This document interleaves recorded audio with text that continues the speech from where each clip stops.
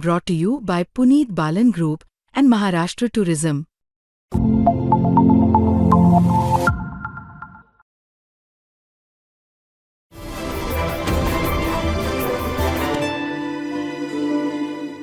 जर आता तो शासन निर्णय रद्द झालेला आहे, इनफॅक्ट आतापर्यंत आलेले इथले सगळे मान्यवर जे सरकारी पक्षातले असतील किंवा विरोधी पक्षातले सुद्धा असतील, सगळ्यांचंच म्हणणं आहे की महाराष्ट्रामध्ये तर मराठी ही असलीच पाहिजे आणि त्याचीच सक्ती सुद्धा असली पाहिजे.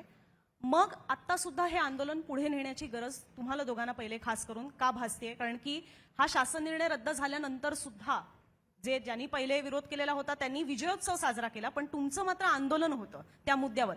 म्हणून सगळ्यात पहिले समजून घ्यायचं आहे की अनेकांना हा प्रश्न पडू शकतो की शासन निर्णय रद्द झालेत, आता तर सरकारने माघार घेतलेली आहे, मग तुम्हाला अजूनही असं का वाटतं की हा विषयावर अजूनही आंदोलन करण्याची गरज भासते? जवळपास 2 महिने आम्ही शालेय शिक्षण अभ्यास आणि कृती समन्वय समितीच्या वतीने तिसऱ्या भाषेच्या सक्तीच्या विरोधामध्ये आंदोलन केलं. हे आंदोलन ज्या वेळेला केलं त्यावेळेला सरकारने त्याला शॉर्ट फॉर्ममध्ये हिंदी सक्ती म्हटलेलं आहे. त्यामुळे आम्ही हिंदी सक्तीच्या विरोधातलं आंदोलन म्हणत नाही, आम्ही तिसऱ्या भाषेच्या विरोधातलं आंदोलन असं म्हणतो. सरकारच्या मनामध्ये तिसरी भाषा हिंदीच आहे.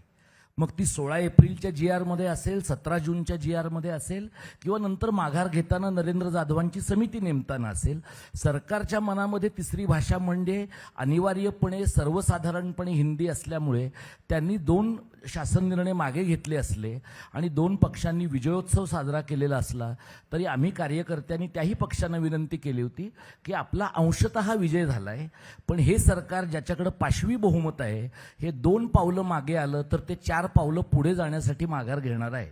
त्यामुळे जोपर्यंत हे सरकार निसंदिग्धपणे प्राथमिक शिक्षणामध्ये तिसरी भाषा असणार नाही आणि कोणत्याही पद्धतीनं पुढच्या दाराने, मागल्या दाराने, मधल्या दाराने हिंदीची सक्ती सरकार करणार नाही तोपर्यंत आंदोलन चालूच राहील हे आम्ही स्पष्ट केलंय.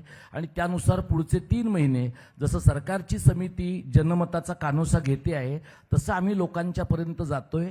कारण सरकार शब्दच्छल करण्यात पटाईत आहे.